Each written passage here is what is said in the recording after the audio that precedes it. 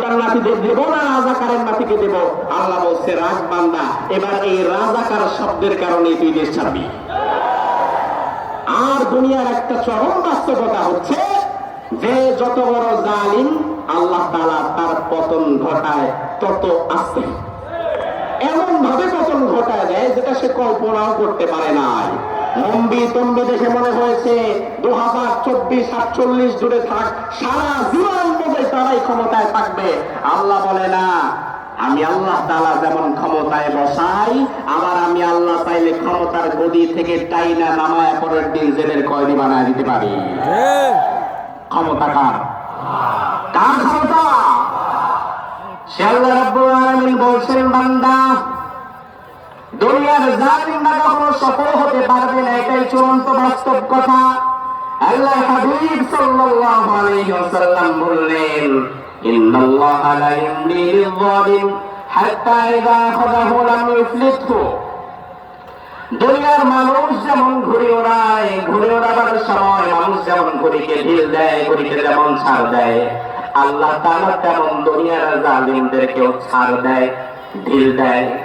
তবে আল্লাহ ছাড় দেওয়া আর ছেড়ে দেওয়া এক বিষয় না। আল্লাহ দুনিয়ার জালিমদেরকে ছাড় দেয়, আর জালিমেরা মনে করে আল্লাহ আমাদেরকে ছেড়ে দিছে। কিন্তু ছাড় দেওয়া আর ছেড়ে দেওয়া কখনো এক বিষয়। আমার ভাইরা, আমাদের দেশে বাচ্চারা বিকাল বেলায় ঘুরে ওড়ায়। আপনাদের এলাকার একটা বাচ্চা বিকালের পর থেকে ঘুরে ওড়ানো শুরু করছে। এখন বাতাস যত বেশি ঘুড়ি তত পরে ওঠে, ওই বাচ্চাও ঘুড়ির নাটাইকে তত ছেড়ে দেয়, তত সুতা ছেড়ে দেয়।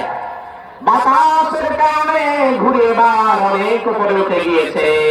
ঘুড়ি এবার একবার ডানে যায়, একবার বামে যায়। বাচ্চাটা দেখতে থাকে, বাবারে বাবা কত উপরে উঠছে, দেখি আরো কত দূর যাইতে পারে। আরো ছাড় দেয়, সুতাটাকে আর একটু ঢিল করে দেয়। এবার এক পর্যায়ে ঘুড়ি বিরাট উপরে উঠে চলে যায়। অনেক উপরে উঠে যাওয়ার পরে ঘুড়ি মনে করে পুরা আকাশ আমার, আমি সবার উপরে, আমি যা খুশি তাই করব। কিন্তু মুয়াজ্জিন যখন মাগরিবের সময় আবার আযান দেয়, বাচ্চাটা কিন্তু সাথে সাথে নাটারের মধ্যে আবার তার সুতাটাকে টানতে থাকে।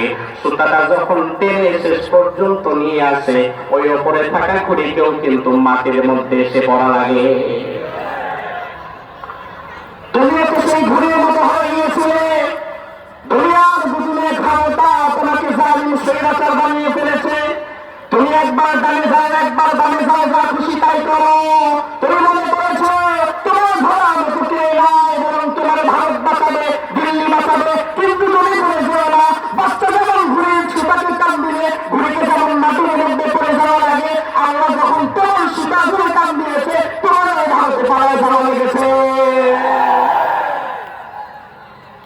কিসের জুলুম করবা দুনিয়াতে? তুমি দুনিয়াতে জুলুম করার মতো তোমার কিছুই নাই।